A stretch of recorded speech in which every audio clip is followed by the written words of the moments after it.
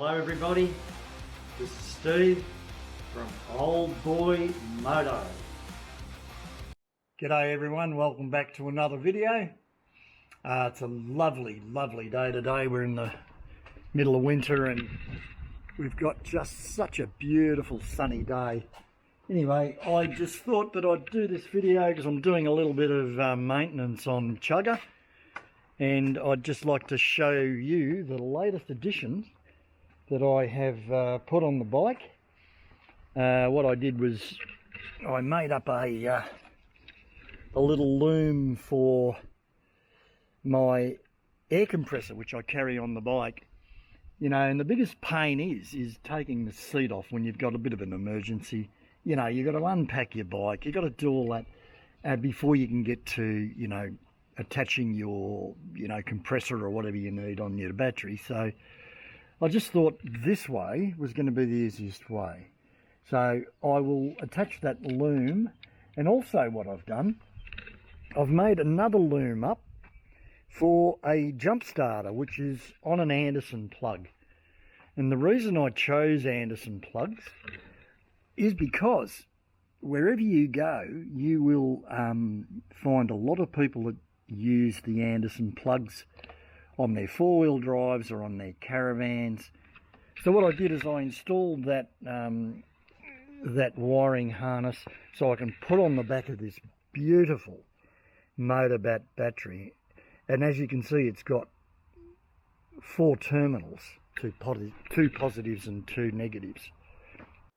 So the beauty of having 4 terminals is that you really don't need to piggyback anything. So, you know, I find that it's just so handy to have those extra terminals to put the accessories on. Now, while we're on the subject of batteries, I have been using SSB batteries over the years, and in my experience, they are not a patch on a Motobatt battery. Don't know why that is, but they're just not. I can't get one of these SSBs to last longer than 2 or 3 years. Where my Motobats, they just keep going for 5, 6 years, depending if, you know, I've tended them properly and everything else. Now, you know, another thing is with the SSB batteries, they're spruiking 260 cold cranking amps. Now, it's just not true. In my experience, it's just not true. You know, when I put my U-Butte analyzer on at brand new, they just don't come up to those cranking amps. Whereas I've just tested my my Motobatt battery, and now that's spruiking, and it's marked on the battery that it's 160 cold cranking amps, but that actually tests at 260. So I don't know why that is, but you know, it's probably just a better battery. You know, that's all I can put it down to. So I do like these Motobatt batteries. So that might be a little bit of a help to you guys if you're trying to look for a battery. I would steer away from the SSBs. Yes, they're cheap, yep, but I think you get what you pay for. And I've also found, as I said before, the Motobatt batteries, they are very well priced. And as you can see there's all the advice you need. See, that one's saying 160 CCAs, and it's actually testing more than that. Very happy about that. So, and with Chugger, I want a reliable battery. I don't want to be stuck out in the bush trying to push start it with all that weight that I carry on the bike. So anyway, I'll put everything together. Okay guys, so I've managed to connect my looms, or my harnesses I guess. A little bit disappointed with Motobatt. They did supply blocks for the 2 terminals, but they didn't supply blocks that slip inside the terminals for the back ones, so I had to make some up. It wasn't too hard. I just cut some bolts and they fit snugly and perfectly, so they're very secure and they sit low under the seat. I've got my fuses there which sit low under the seat. The harnesses slide up under there, which will sit under the side cover. So that's all done. So I just wanted to show you what I'm going to be using on these harnesses.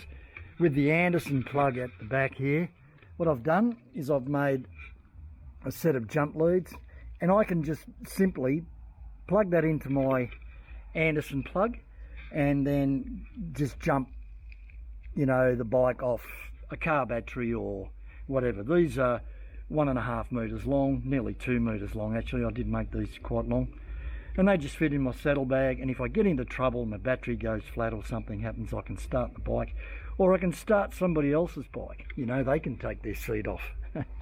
So, and also with my other harness, that's the type of plug that was on my compressor. So that's the type of plug that I use. And that's got a cover on it, so that's good.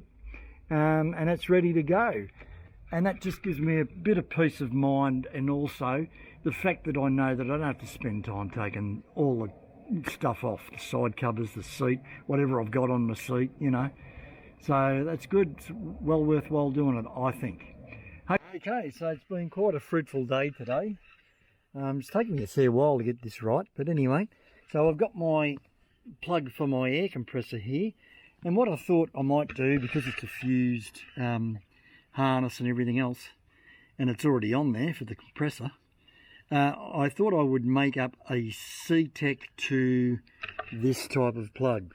That is a C-Tech female plug that you plug a C-Tech battery tender in, and I thought that's a good thing, because you know, most batteries, including Motobatt, will recommend that you trickle charge when you're not using your battery, when you're not, you know, sort of using the bike. So yeah, that's good. So I made that up, and that's ready to go on the bike when I need to put it on trickle charge. Hope you enjoyed that video, guys. I'll check you next time. Try Motobatt batteries, see how you go with them. I've had a really good run with them. God bless. Bye for now.